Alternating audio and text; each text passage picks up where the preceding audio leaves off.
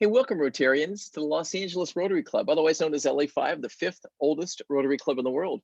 Most of you know me, but for those of you who may be visiting, my name is Matt Ball, and I'm very grateful to be president of LA5, despite the pandemic that's diverted our lives into mostly a two-dimensional relationship. And yet, it turns out that Rotary is like breakfast for most of us. It is one of the few staples, if not one of the most gratifying meals of our week. So it's something we can depend upon to lift our spirits, and as we consistently show up and strive to serve each other and our communities in a very positive way. This is the 25th meeting of the 112th year of Rotary, Rotary's fifth oldest Rotary Club in the world. So we share our Rotary name and reputation with more than 35,000 Rotary clubs in over 200 countries and territories across the globe, with a membership of approximately 1.2 million. We welcome our keynote speaker today, Rita Soronen, CEO of the Dave Thomas Foundation for Adoption. So we look forward to President Soronen's comments a little bit later. In the meantime, we want to give a special shout out to our sponsors and our behind the scenes, all volunteer management team who make our Rotary website events and meetings all come together as if they were planned years in advance. So Paul Ekstrand with Enthusiast, along with Tammy Huen, and a special thanks to our Executive Director, Cherise Lara, as well as our Program Director, Melinda Monterosa. On another note, it's always lovely to have wonderful involvement from our USC Rotaract President, Desi Davis. Not only does Desi serve with our executive committee and attend our board meetings, but she's also one of the marketing mavens who's making our El Rodeo publication more than just a driveway tossed birdcage liner.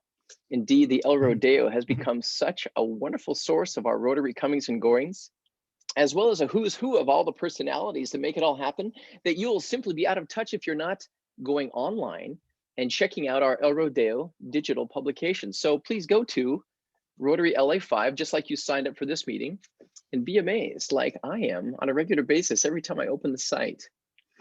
And lest I forget, a major shout out and thank you to Adam Weiss of Great Matter, who handles our website details, our bot access, and our weekly announcements that we automatically receive on our phone calls. I do believe that Adam is actually a rocket scientist that's moonlighting as a computer brain surgeon. Thank you very much, Adam. Thank you for all of you do and all that you make it, all that you do to make this happen. So this meeting and this effort in Rotary does not happen without you at all. So thank you. On a final note, obviously we're grateful for Darren Marinoff, one of our sponsors, along with his consulting company. We mentioned Paul Ekstrand and Adam Weiss, also Eric Weiss of Honey Sweet Creative, and his constant support. So thank you, Eric, and thank you to all of you. So we'd like to begin our meeting today, and we'd like to do so with the Pledge of Allegiance. And Judge John Green, former Superior Court judge, is going to offer our pledge. And after we hear from Judge Green, we're then going to have an inspirational thought from Sally Gallagher. And after our inspirational thought, we'll then hear a special musical number from our artists in residency, as I like to call them, Jeremy Weinglass and Samantha Kim. So Judge Green, we turn the microphone. Go ahead, John. Thank you, President Matt, and to all. And you can hear me now? Yes, all right. So as you join me in a second in saying the Pledge of Allegiance, I'd like you all to think of our President's recommendation to the country to find unity with one another. And I'd like you all to think about the most challenging definition of unity that you can think of and commit yourself to that. And please place your hand over your heart and join me in the Pledge of Allegiance. I pledge allegiance to the flag of the United States of America and to the republic for which it stands, one nation, under God, indivisible, with liberty and justice for all. Thank you. Thank you very much, John. Hey, before we turn the time over to Sister Sally Gallagher. Hey, Sally, just wanted to make sure that everybody did not forget my wife's wooden spoon, the one that makes the jam, the caramels, and the goodies for all of us. And the welcome me into our Rotary meeting as we ring the Rotary bell and commence this meeting. So Sally, we turn the time, actually, it's all you for the inspirational thought, Sally. So please, time is yours. Well, thank you, President Matt.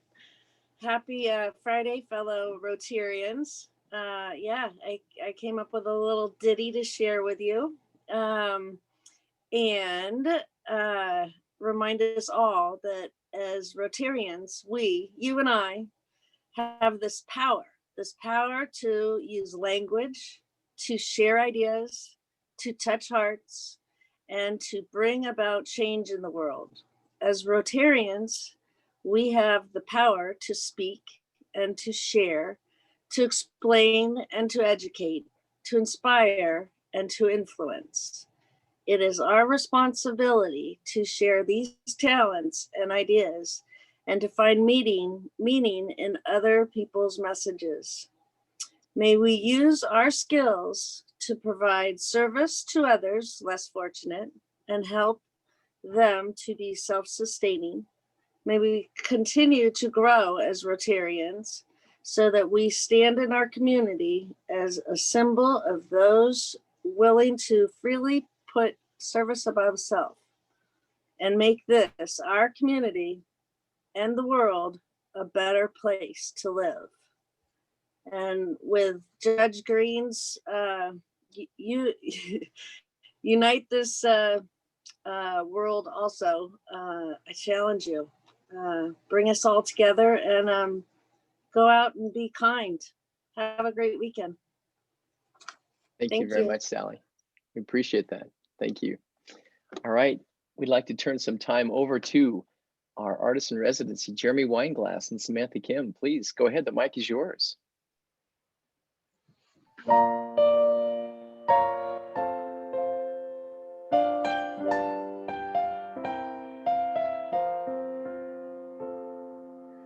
God bless America, land that I love. Stand beside her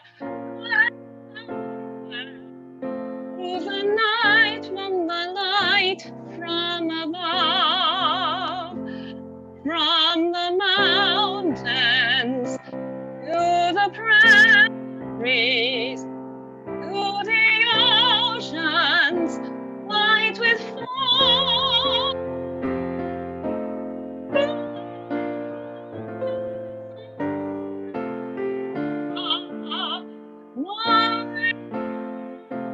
Sweet.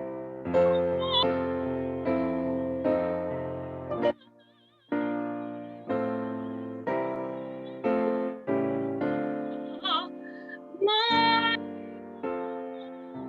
sweet home. Wow. That was daring. That was very bold. Thank you, guys. That was awesome. You've got a sound that'll break glass and break microphones as well. It's Thank you so much, Samantha. Appreciate you and Jeremy for putting that together. That was daring to do that. Very beautiful. Very beautiful. All right. We would like to turn the microphone now over to Rick Gibson. Rick, you got a special guest for us today. And Rita Soronen is someone that you have brought to us. And so we'd like to turn the mic over to you so you can introduce her and help us to appreciate her as you do. So please, the mic is yours, Rick. Thank you. And as you know, giving the microphone to a past president is a dangerous thing to do. I will just take a quick moment to thank my friends from LA5. I want to thank you for the way you just reached out to me and my family during my father's passing. This has been a very, very difficult time, and it has been so uplifting to receive cards, notes, emails, flowers, more flowers from all of you. So thank you. It's lifted me. I appreciate. I'm looking forward to getting back into the Rotary saddle here pretty soon. The first time that I think, Rita, you and I met was the night before National Adoption Day a couple of years ago. And we were sharing a kind of a authentic, I think it was Szechuan meal, and we were eating, we experimented eating some interesting food, as I recall. And I can tell you, there's nothing that brings people together more quickly and forms a bond than eating interesting Szechuan food that you may not have had before. Since then, though, I have learned just how much that Rita shares our club's passion for foster youth. She applies a deep well of knowledge and professional influence to the advocacy of finding vulnerable children forever families. Rita is the president and CEO of the Dave Thomas Foundation for Adoption, and one of the recipients of LA5's grants a year ago, community grants a year ago. She is nationally recognized as a leader in this field, working tirelessly to find over 150,000 children in our country, foster children, a healthy and happy home. Today, she is our special guest. Rita, it is good to see you. Please give an LA5 welcome to our special guest, President and CEO of the Dave Thomas Foundation for Adoption, Rita Soronen.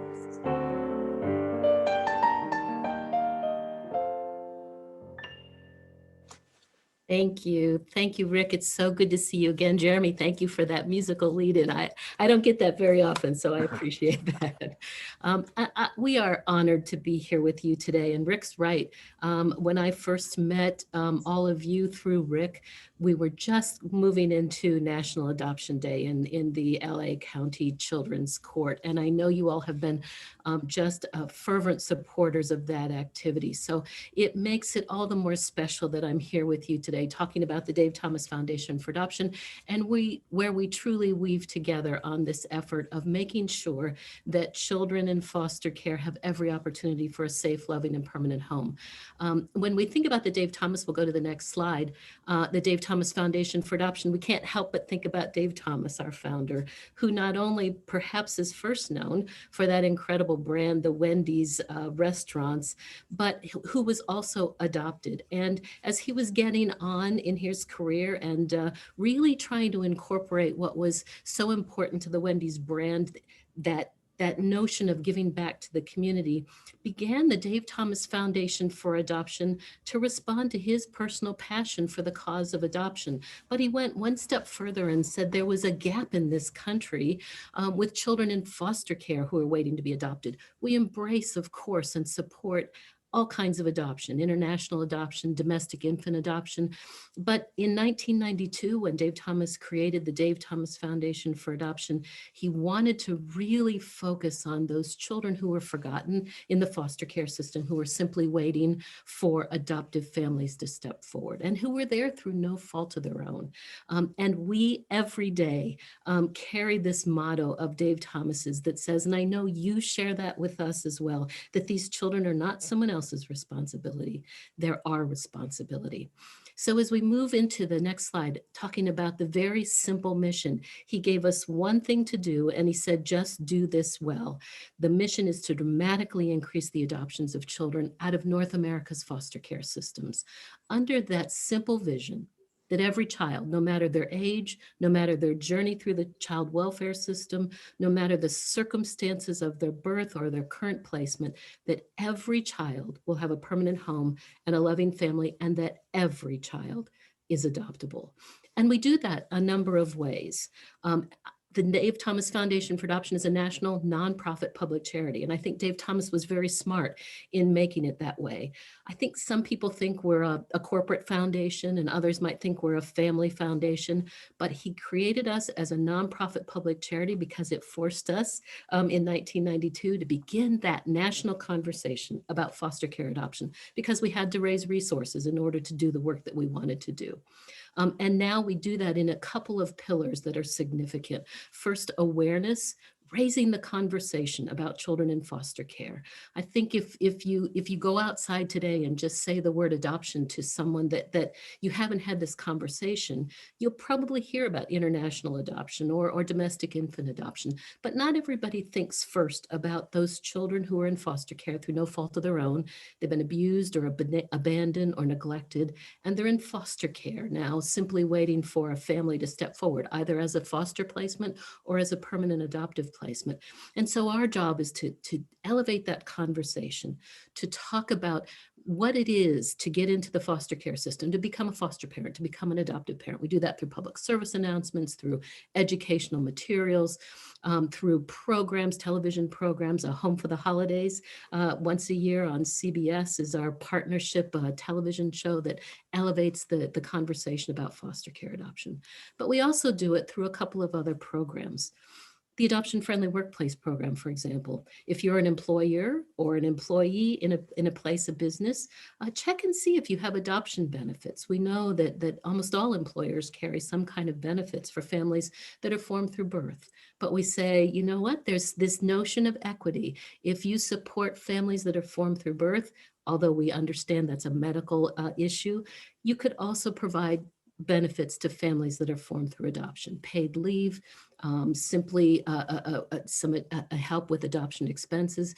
And so we promote that activity with employers across the United States. We also were one of the lead founders and funders of the National Adoption Day Initiative, but we did that on the incredible work and the foundation that Judge Matt Nash in Los Angeles County built with his Adoption Saturdays, where he simply opened the courts on Saturdays, brought volunteers in and said, we have got to push this backlog of children waiting to be adopted by getting this job done. And the Dave Thomas Foundation for Adoption saw that activity, saw the incredible work of that incredible advocate, Judge Nash, and said, there's something here that can be taken nationally, and gathered partners together and began that National Adoption Day Initiative the Saturday before Thanksgiving, where we open courts across the nation, finalize adoptions of children, but most importantly, celebrate families who come together and elevate, again, through local press and awareness activities, this notion that adopting through foster care is something that everyone can consider, that everyone can do. And then the last piece, the Wendy's Wonderful Kids program, we'll talk about in a second. But through these awareness activities and direct service programs, the foundation works to significantly elevate the awareness of children in foster care waiting to be adopted, and then driving evidence-based and active programs that move these children into care. So if we look at what is the issue right now on the next slide, it's really, oops, we'll go one more slide. These are, sometimes I hesitate just rattling off numbers because it can become overwhelming. But when you think about it, right today, as we're talking here, about 420,000 children are in foster care. And we know that in the state of California, that's about 52,000 children who have been abused, abandoned, neglected. Their issues have risen to such a level, there's been intervention in the family, and those children have been removed from their family of origin and placed into some sort of alternate circumstance, hopefully with extended family members, but too often with strangers. And they're placed in foster care while the courts and social workers begin to figure out, how can we make this family safe? The best place for a child is back home with their family of origin. And so those systems begin to work to get services in place so those children can be safe. But what we also know is for 120,000 children today in this country, those efforts have failed on behalf of that child, and they've been permanently severed, permanently terminated from their family of origin. And now they are legal orphans in this country and simply waiting for an adoptive family to step forward and claim them as their own. We also know in California, that's about 14,000 children waiting to be adopted in that state. But it's that last number on this slide that drives us and has driven the creation of specific programs. So if our job for those 120,000 children is to find them a family so that they can grow and thrive like every other child can in this country, we fail for about 20,000 of those children. They turn 18 or 21 and they leave the foster care system without the family we promised them. The day the court terminates parental rights of those children, our promise to them is that we will find you a family so that you can grow and thrive in the safety of a home. But for 20,000 children, we don't do that. And we know there are negative impacts to those youth who age out of care, not because they're bad kids, but because they don't have the safety net of a family. About 20% of those children will be homeless that first year that they age out of foster care. Only about 50% will be employed by the time they're 24. By the time they're 26, only about 4% of these youth who age out of care will earn a college degree. They have so many of the young women will be pregnant before the age of 21.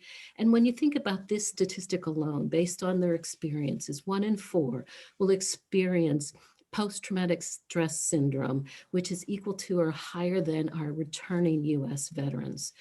so that we've got to do better by these children. And if we can't do it at the human level, communities can certainly look at it, and budget directors can look at it from a fiscal level.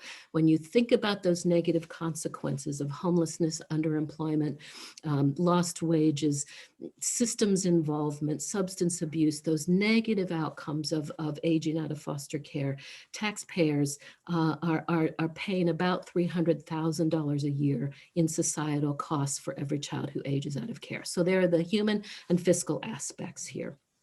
And we'll go to the next slide. And particularly now, I think it's important to think about our children and the impact of COVID that they're having. Because our kids are in care because of abuse or neglect, they've experienced the kind of trauma that also has impact on their systems, right? And it can compromise their immune systems and put them at greater risk of illness, including COVID. These kids have delayed or canceled court hearings and have for nearly a year now, which slows the system and slows the impact of getting these children into permanent homes. They may not be having visits with their social workers or visits with their families of origin so that they can go back home. And if they're in a foster placement where the family has experienced economic distress or health distress, they may be having to move time and time again, which puts them again at increased risk of trauma and then increased risk of COVID as well. They experience intensive social isolation, increased anxiety, depression. We know that these children are experiencing the impact of COVID in a way that no one could have imagined a year ago when we began this pandemic. And if they are allowed to age out, although many states have paused letting children age out of care during COVID, if they do, they're aging out into this increased uncertainty of employment, housing, all of those negative issues. We'll go on. So one more slide before we jump into this a special program. When we look at what Americans think about foster care adoption, every 5 years or so, we do a survey of Americans' attitudes toward foster care and foster care adoption. We know that 40% of Americans in some way have been touched by adoption. So it's a very common experience, and yet we don't talk about it a lot yet. 25% of Americans are considering adoption and 30% are considering becoming foster parents. This is good. These are numbers that have increased over the past decade or so. 64% of us think we should be doing much more to encourage foster care adoption. Now, this next statistic is a little bit one side and the other. 80% of Americans understand that children are in foster care because they've been harmed, and yet 46% of those same people believe children are in foster care are juvenile delinquents. In other words, we still give them some sort of, they're there because they've done something wrong, when nothing could be further from the truth. So it just elevates that misperception that our older children in care may be too old, too damaged, too dangerous to live comfortably, to live healthfully in a family. And those who are interested in foster care adoption tend to show a preference for younger children, not for our 6 to 12-year-olds, and certainly not for our youth who are 13 years old or older. And those then become the children who begin to age out of care. So what can we do about all of this information? We have too many children who age out of foster care. We have a country who has a sense of, if I want to adopt a younger child. And we know the negative impacts of kids who age out of care.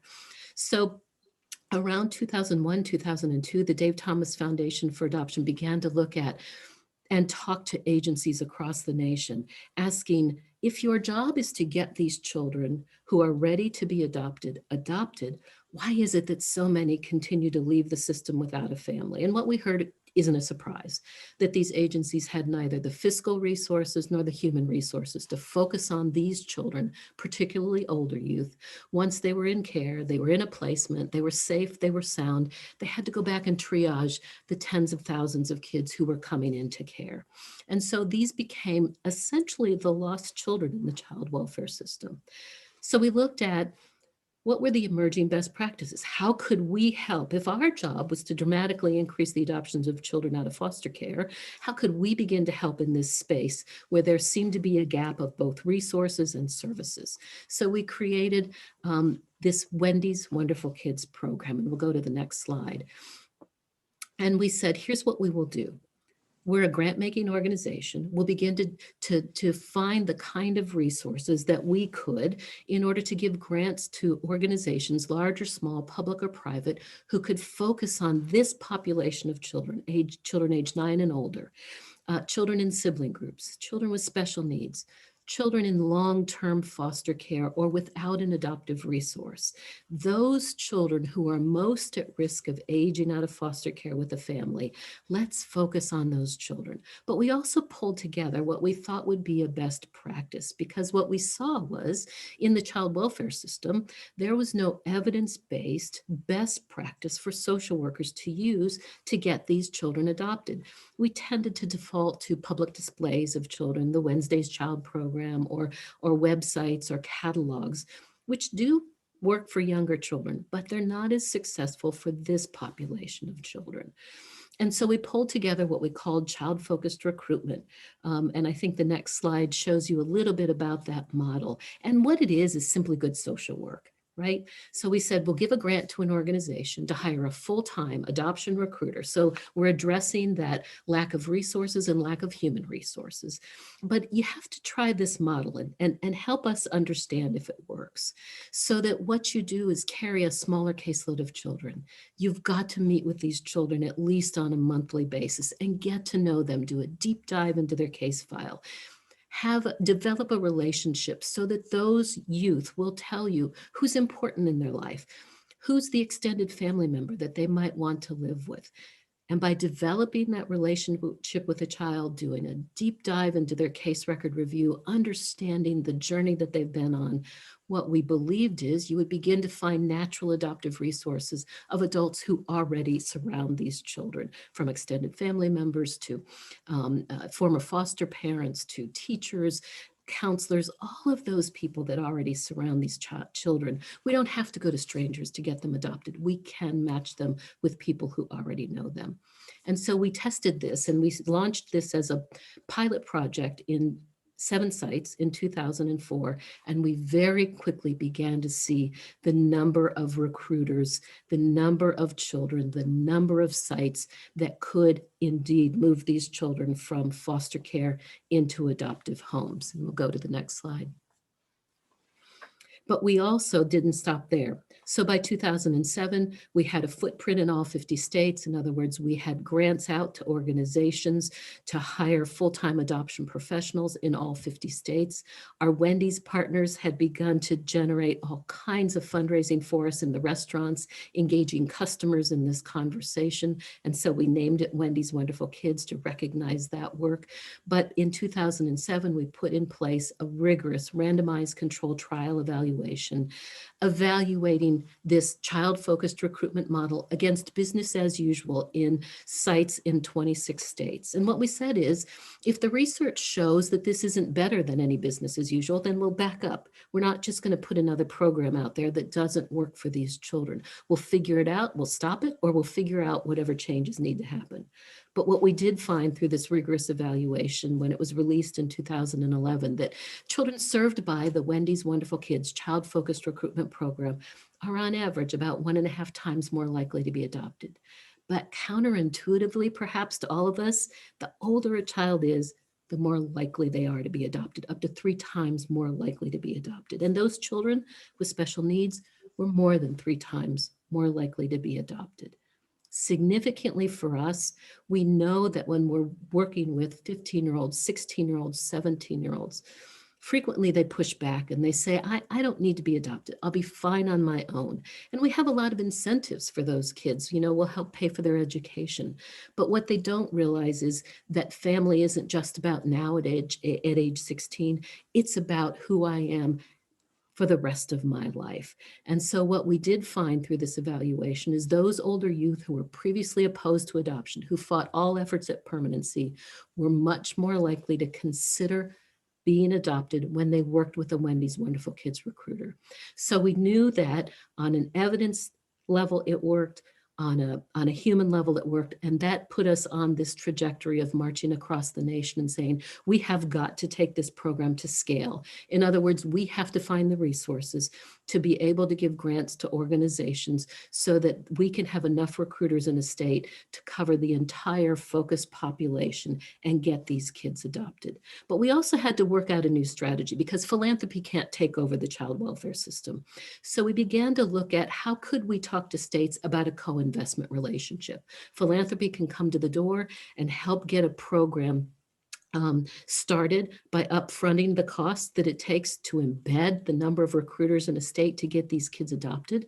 But what we also knew with our first scaled state, the state of Ohio, is that when you move these children out of expensive foster care and into adoptive homes, even with the subsidies that follow them post-adoption, we're saving states significant dollars. There is a return on investment for states. And so that conversation began to take us down this path of taking states to scale. We now have Wendy's Wonderful Kids scaled in 11 states and 1 province. We have nearly 500 full-time adoption professionals working on behalf of, again, this very risky, focused population of children who are on the path of aging out of care if we're not there. We will be celebrating next month our 10,000 adoptions of these children and youth across the United States. And we also have just almost nearly 880 children who are in their pre-adopted placement. They're just waiting for that final court hearing. So we're excited about these results. We know this program works. We'll go to the next slide. But it has also put us on this 12-year business plan. We believe, and we have a plan in place, that by 2028, we will have Wendy's Wonderful Kids scaled in all 50 states in the District of Columbia. Equally important, though, we're working on that infrastructure, that child welfare financing, the support from the Dave Thomas Foundation for Adoption that it takes in terms of training, performance management, data tracking and management, ongoing evaluation. So all of those bits and pieces now are part of what the foundation is doing to make sure that Wendy's Wonderful Kids, the child-focused recruitment model, simply becomes business as usual in every child welfare system in every state for this focused population, children age 9 and older, sibling groups, children with special needs, all of those children most at risk of aging out of care. We've just finished that first 4-year phase, and we're, as of this month, launching into our next phase and hope to have 10 more states scaled by 2026. And we'll go on with the next slide. So what will the nationwide impact be? First and foremost, these children, tens of thousands, hundreds of thousands, we hope, of children will be in safe, loving, permanent homes with the family that they deserve, with the family that we owe them the day that they were separated from their family of origin. But there will be significant long-term financial and social benefits from when you think about eliminating and reducing those societal impacts of kids aging out of care, of homelessness, unemployment, the risk of incarceration, early parenting, and substance abuse. And we'll have that infrastructure in place in states to make sure that these benefits continue on for years to come. So California today, California is right in our scope for scaling, and we're having intensive conversations. COVID has impacted those conversations. We know that states are suffering, state budgets are suffering right now, but the reality is our commitment to children, the legal and moral obligation to children in the courts has not stopped. And so we're continuing our conversations both in LA County and across California to increase. What we now do is we support 5 recruiters. We've served 964 children. We have 147 children currently on our caseloads in California, and we've seen 361 children adopted. That's phenomenal, but we know with 14,000 children waiting, we have got to take this to scale in that complex state that is California, and certainly in LA County, where the numbers are so incredibly robust with children in care and children waiting to be adopted. And when you look at who we're serving in California, this conversation, I think, becomes all the more compelling. The average age of the child we're currently serving in California is 14. they've had on average almost 6 placements, 6 different homes that they've lived in while they've been in care. Imagine just being, think of any child you know, or being a child at age 8 or 9 or 10 and not being in one consistent home, one consistent place to go to school, one consistent set of rules, and what that does to a child's psyche. 88% of the children we're serving have at least one special need. 64% of the kids in California we're serving are part of a sibling group. 12% of these children have already had a failed adoption. In other words, they were with a family and that family did not have the kind of resources or support around them to understand their very special needs and put them back into the system. And 71% of the children that we're currently serving have had no efforts or minimal efforts at finding a family. So I hope that, by not only continuing the work that we're doing in California, but hopefully scaling that, we can begin to address that. So as we wrap up here a little bit, how are the ways that we can help our children? Certainly think about becoming a foster or an adoptive parent, but that's not there for everyone. But you can become a mentor or a court-appointed special advocate, or simply help organizations in your community that foster or work with adoptive agencies. You can certainly become involved in the Rotary's Children Court Committee. I know that there's so much good work going on there. We're so proud to just know about it and to be associated with it. There's lots to do. You can learn about and advocate for those policies that impact our children every day. And certainly, no matter what political party you're with, always vote with children in mind. There are ways to help the Dave Thomas Foundation for Adoption if you're so moved. And again, we are so grateful for the resources that this Rotary has committed to the Dave Thomas Foundation for Adoption. But as you're out there thinking about other ways to help, or if you're talking to anyone, whenever you're at Wendy's, you can participate in their restaurant campaigns. Those come directly to the Dave Thomas Foundation for Adoption. Follow us on Facebook, on Twitter, on Instagram, and engage in that conversation. Help us elevate the conversation about children waiting to be adopted. You can become an adoption-friendly workplace. You can think about all of those ways that you help nonprofit organizations, whether it's the Dave Thomas Foundation for Adoption or a foster care adoption organization close to you. All of these ways can help all of our children. And I think we'll close with our Unadoptable is Unacceptable video, and then I'm happy to take any questions that you might have.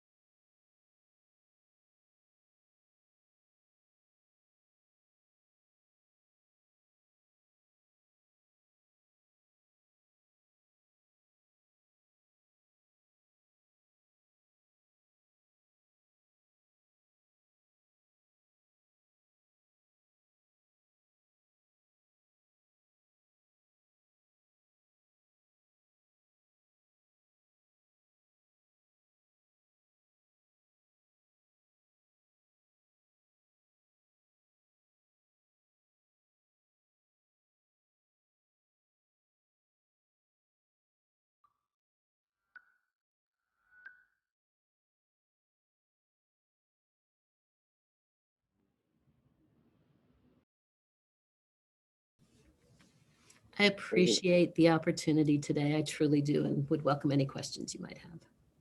President Soronen, thank you very, very much for your time. It's very emotional. It draws on our heartstrings, and it touches all of us in very meaningful ways. Me being a movie cinephile, I immediately refer to those films and to those experiences that have adopted stories in them, from August Rush to even what's on television right now on Netflix, and with an E, an adopted child, a very significant adopted child story. But these things are very powerful for us, and they touch very close. Being a father of 7 children myself, it's very difficult not to have children in our home, as they've all grown and gone. So it's a very significant thing to listen to your message. Thank you so much. I know we've got a couple of questions, and if you're okay, we'd love to turn our first question over to Mike Burkholm. Mike, why don't you go ahead and ask your first question, after which we'll then turn to Todd Johnson for the next one, okay? So Mike, go ahead, please. Great. Thank you, President Matt. It's great to see you. Glad you're doing well. Thank you, Rita, for being with us. I deeply appreciate your remarks. Having been involved in youth programming, not only through Rotary, but through my association with Scouting and the Salvation Army. And I'm wondering if you could chat a little bit more about your collaborative efforts with organizations. I saw that you'd mentioned CASA in your presentation, but CASA, Big Brothers, Big Sisters, Salvation Army, Boys and Girls Clubs, YMCAs, YWCAs, Scouting, those are all huge nonprofit organizations that have significant volunteer pools of adults involved with them that make them successful, above and beyond the professional staff and the ministers for the Salvation Army that are involved. And they're all touched in some way, shape, or form throughout the course of their programming activities by young people who are in this adoptive milieu. Talk about your collaborative efforts with any of those organizations. Absolutely. And prior to this organization, I served as the director of a local CASA program and now sit on the National CASA board. So know that organization very well. Our work with organizations is first sometimes through giving grants to some of those organizations if they engage in foster and adoptive activities so that they can hire one of these recruiters. But we train our recruiters to make sure that as they're connecting families together, that they're also connecting them to resources, or as they're working with youth, that they're also connecting them to those organizations where they can benefit, like Big Brothers, Big Sisters, or Scouting, so that it's mixed and woven into all that we do. We also work with some of those organizations at a policy level. When we need to collaborate and have a much stronger voice on behalf of children, then we make sure that we're reaching out and collaborating both at the community level and at the national level with much stronger voices on behalf of children. So we'd like to think that we're very collaborative, that wherever we can find opportunities to bring voices together for children, that's the best possible activity that we could possibly do. Thank you for that. Keep up the good work you're doing. It's important. Thank you. Thank you, Mike. President Soronen, we've also got Todd Johnson, a former past president, that's got a question for you, current president of Beverly Hills Chamber of Commerce. So Todd, please go ahead. I read and I don't as much have a question as much as a statement that I'm a prodigy of adoption. I was adopted by my parents when I was 3 months old, and then my sister about 2.5 years later. And everything I have, everything I am, everything I do, any skill set I have, I owe to my mom and my dad. And so the work that you do is amazing, you know, and I'm blessed.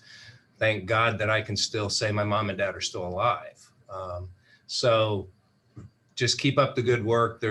You never know when you drop that stone in the water, how it's going to affect once it ripples. And I know President Ken Chong would say the ripple on me is a little rough, but everyone else thinks I'm okay. So, but anyway, I do appreciate all the work you do and consider it an honor to have heard you today. Thank you, Todd. And you know that the very special part of my job is that every day I get to hear stories like yours. People like to share their adoptive stories. So thank you for that. And I'm always honored when people want to share that. Well, thank you very much, Todd. And thank you President Soronen. Are there any other questions that I haven't picked up here on the chat or that anybody else has? Please feel free to speak up. I don't see any more, so I just don't want to waste everybody's time, but at the same Yes. time, Yeah, yes. me? Lauren, please go ahead. Thank you. Eric Weiss as well, then- sorry. Okay, so Lauren, Okay. Eric, and Sally. So we can only do those three, all right? Thank you so much. Thank you, Rita, for being with us today. It was very inspiring. It's been something I've been thinking about for quite a while for any number of reasons. And going to the court system, to this day in court, adoption day, was very meaningful to me. Like Todd, I too am a product of the foster care system. I was adopted at 6 months old.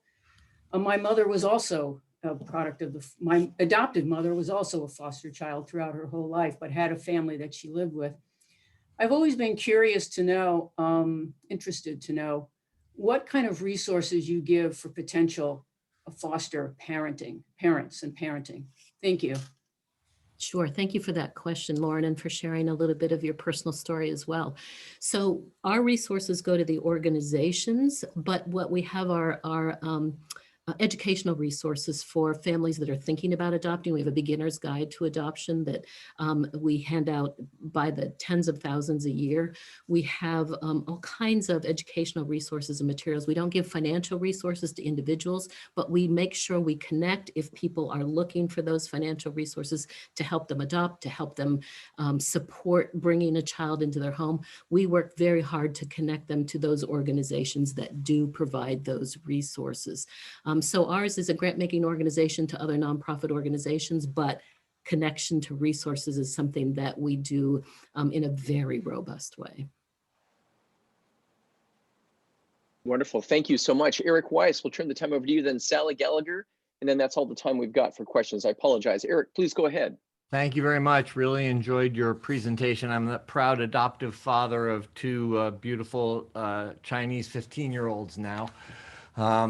I just wanted to mention Vista Del Mar. I'm sure you know that program, but this also ties into the last question. Vista Del Mar, I think, has been around for over 100 years at this point in the greater Los Angeles area, and they actually do offer a ton of parental resources and education on processes of adoption and kinds of things you might run into with adoption. So I highly recommend that organization as an educational place for anybody thinking about it.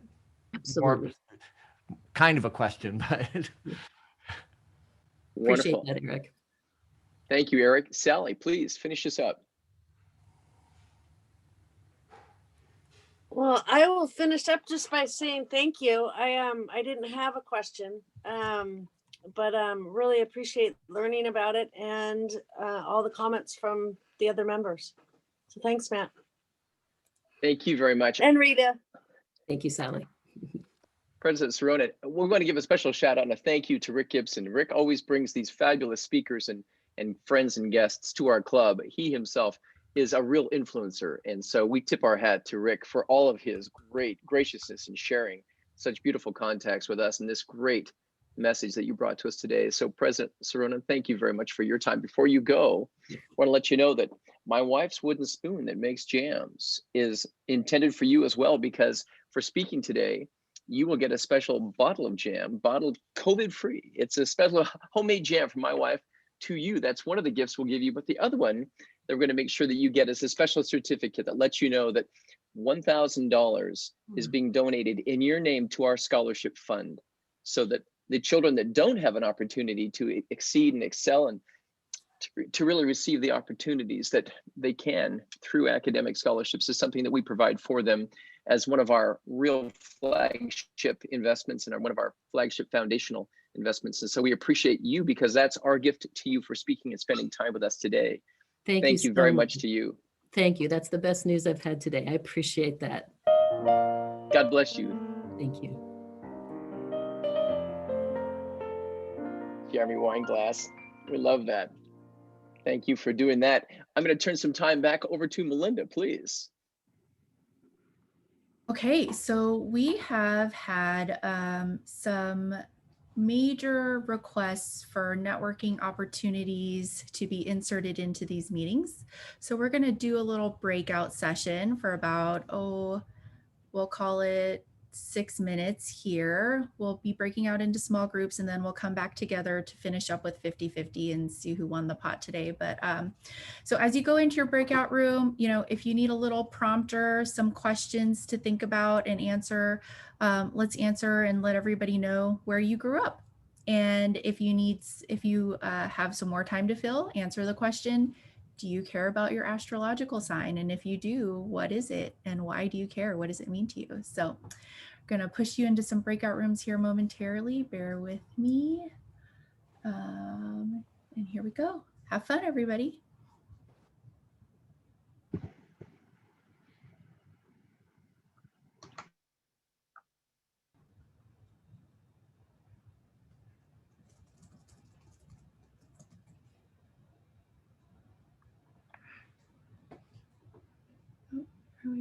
Let's see.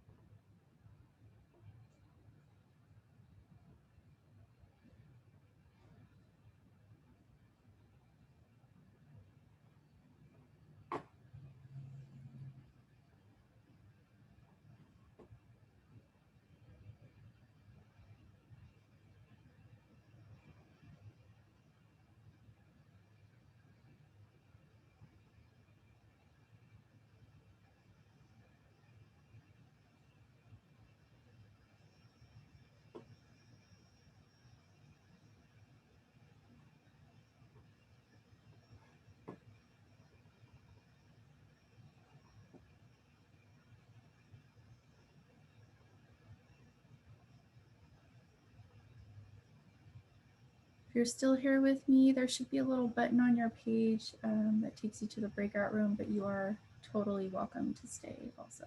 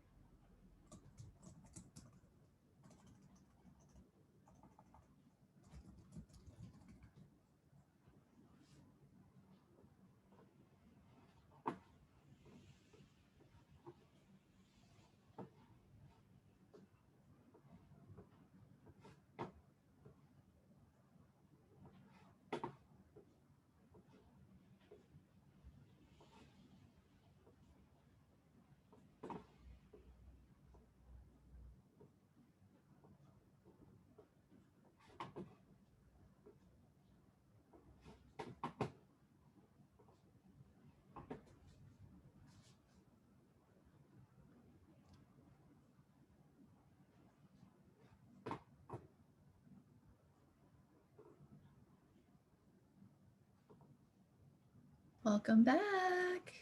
We're back. How was that? Wonderful. I really enjoyed it. Worth your 5 minutes? Oh, absolutely. There was just one guy in our room who just kept talking. He wouldn't shut up. Was his name Adam Weiss? It was. How did you know that? It's fun. Just a shot in the dark. Who'd have guessed? Who would have guessed? You, apparently. Hey, it's nice All right, to we're have so just many gonna- guests here today. There's a wonderful group of guests today. Thank you very much for being here with us. Yeah. Gonna give it just a few more seconds. We got a few folks still coming in from All right, breakouts. bye-bye. Oh, Peace. all right.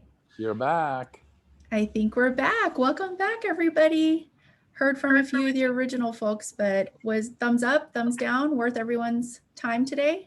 Very Get to good. know each other for a few minutes. Very Great cool. idea. Great idea, Melinda. Absolutely. Great. Love it. Melinda, we had to laugh because all of our astrological signs were all grouped together, and in that we were born within a month of each other, everybody in our group. So we thought you might have planned that. Well done. How funny. I did not plan that, but that's hilarious and amazing. All right. We had We're 3 gonna- Pisces. Really? Mhm. Well, see, you're connecting with Rotarians that you have things in common with. This is Right. amazing. And the purpose of all of this. Wonderful. All right. We're going to run into some upcoming programs here, and then we'll get to our 50-50. So next week, don't miss out. Tell your friends, bring some guests, because this is going to be a good one. We have one of the nation's top vaccine experts from Johns Hopkins coming to talk to us about the COVID vaccine and anything, I guess, you want to ask her that's vaccine related. If you do a quick Google search on Dr. Ruth Karen, you will see that she's been all over the news in the past few weeks. And I am particularly excited because she will be interviewed by our very own Brenda Weewell. So having 2 wonderful, beautiful, amazing women from 2 very distinguished universities on the same screen collaborating will be a very exciting visual. And then February 2nd will be sponsored by our Sustainability Committee. We have Rear Admiral Len Herring coming to talk to us about climate change and protecting the environment. And then the 19th, we have C-SPAN visiting us and doing a presentation about how to trust the news and how to make up your own mind in this very news heavy cycle. I don't know about you all, but it's hard to keep up. The Bernie meme was so 2 days ago. Today it's all about GameStop. And then to close up February, we have Dr. Jane Ward coming to us to talk some more about diversity, specifically gender diversity is her area of expertise. Those are speakers. Social events today, don't miss out. If you haven't registered yet, please do so. We have a happy hour this evening that past President Charisse has put together. Information can be found on our website. And then also today, it's a busy Rotary Day, everyone. Right after we finish up here, we're going straight into a foundation retreat meeting. For those of you who haven't registered, please do so. I believe the invitation's on our website. President Dave, do you want to say a couple of things? No, just I'm very, very pleased, and we have a great turnout of both our longtime members and our new members. So it'll be a good retreat. Thank you. Love it. Perfect. And then next Friday, immediately following our club meeting, we have a Children's Court Committee meeting, all are welcome to attend. So information again on our website. And then February 12th, past President Todd, do you want to say a couple things about the blood drive coming up? Yeah, thank you. It's everyone knows this incredibly important liquid is in desperate need. So we're going to be doing a blood drive on the 12th and the 13th here at the chamber. It's lots of parking, very COVID compliant, easy, safe. So anyone that's able to come out or in the area, we would love to have you come because Cedars and all hospitals need this liquid. So thank you. Thank you. Okay, the time is ripe. $78 today, folks. And here we go.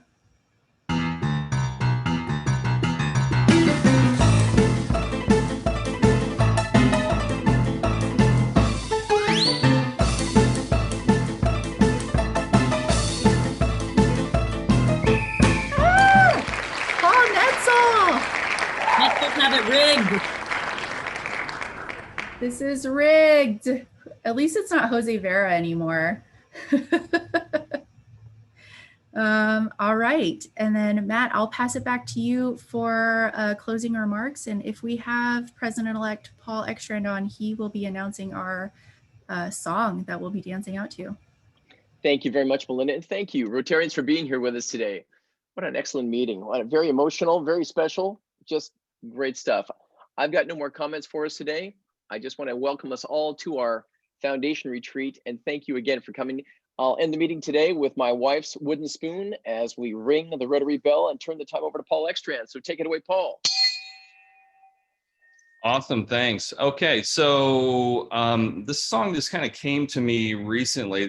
The history of it, believe it or not, it goes back to I took my son to the Ultra Music Festival in Miami for his high school graduation, which if you're aware of it at all, I was like a super old looking dude at this basically a 3-day rave in Miami that was all DJs and what they call electronic dance artists. And Kashmir is one of the ones that I kind of fell in love with. I really like his music. It's really fun kind of dance music. And this one's called Your Best Life. So I think this that's fine. At least it's what I'm making, so I don't mind. Oh no, no, I don't mind. Oh no, 'cause nobody ever makes it out alive. So I'm living my best life.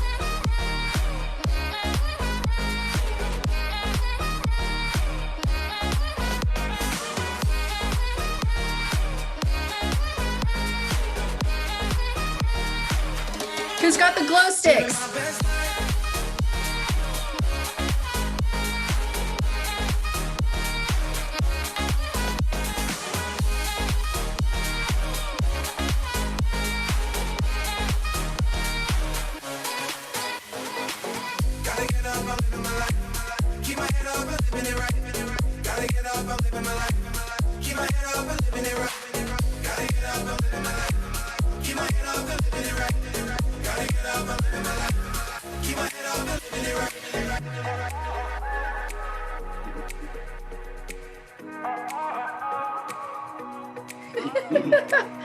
Go, Jim.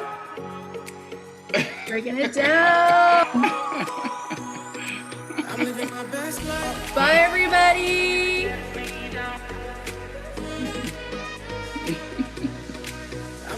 Take this energy with you into the weekend. Yeah. Great meeting. Thank you. Yeah. Bye, everyone. See you all at the retreat. Yeah, 2 minutes.